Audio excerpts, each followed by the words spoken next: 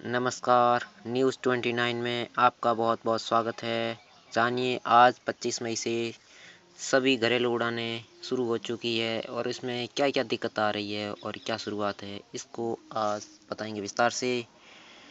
लेकिन अभी तक आपने हमारे चैनल न्यूज़ 29 को सब्सक्राइब नहीं किया है तो प्लीज़ सब्सक्राइब कर लीजिए ताज़ा और हर पल के अपडेट के लिए। जानिए आज की ताज़ा खबरें। दिल्ली एयरपोर्ट से लाइव पहले दिन का हाल। न एसएमएस आया न फ़ोन। ऑनलाइन भी फ़्लाइट कैंसिल नहीं दिखा रहा है। एयरपोर्ट पहुंचे तो स्टाफ बोला आपकी फ़्लाइट कैंसिल है। 62 दिन बाद घरेलू उड़ानें शुरू हुई तो लेकिन एयरपोर्ट का नज़ारा बदला हुआ दिखा। काफ़ी कम लोग नजर आए। फ़्लाइट रद्द होने के चलते कईयों को निराशा भी।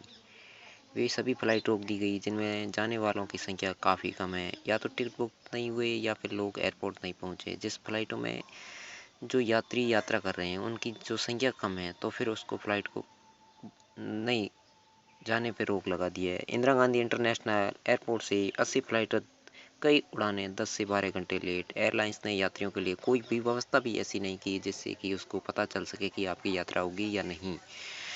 यात्री परेशान हो रहे हैं। पूरे 2 महीने बंद रहने के ठीक बाद ईद वाले दिन जब घरेलू उड़ानें शुरू हुई तो रांची के रहने वाले मोहम्मद इमरान के लिए ये खबर ईद जितनी मिठास लेकर आई। 2 महीनों से दिल्ली में फंसे इमरान ईद के मौके पर वापस रांची लौटने को लेकर बेहद उत्साहित थे, लेकिन दिल्ली एयरपोर्ट पर पहुंचते ही उनका यह उत्साह हताश में बदल गया। यहाँ से 80 फ्लाइट रद्द कर दी गई, इससे कि उसको बहुत परेशानी हुई।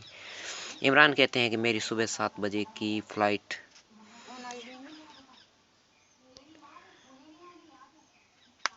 मैं 2 घंटे पहले ही एयरपोर्ट पर पहुंच चुका था, लेकिन यहां आकर पता चला कि फ़्लाइट कैंसिल हो गई। इस बारे में एयर इंडिया ने पहले कोई खबर नहीं दी, न कोई एसएमएस आया और न ही कोई फ़ोन, बल्कि ऑनलाइन चेक करने पर अभी वो फ़्लाइट कैंसिल नहीं दिखा रहा, जबकि मुझे एयर इंडिया स्टाफ बोल चुका है कि फ़्लाइट में कैंसिल हो चुकी है। इमरान हताश होकर अब एयरपोर्ट से वापस लौट रहे। लॉकडाउन के बाद हवाई सेवा शुरू होने के पहले ही दिन जो लोग अलग अलग जगहों पर जाने के लिए एयरपोर्ट पहुंचे थे उनमें से कई अब इमरान की ही तरह वापस लौटने को मजबूर हो गए हैं। कई फ़्लाइट कैंसिल कर दी गई और कई फ़्लाइट का टाइम बार बार 10-12 घंटे के लिए पीछे किया जा चुका है।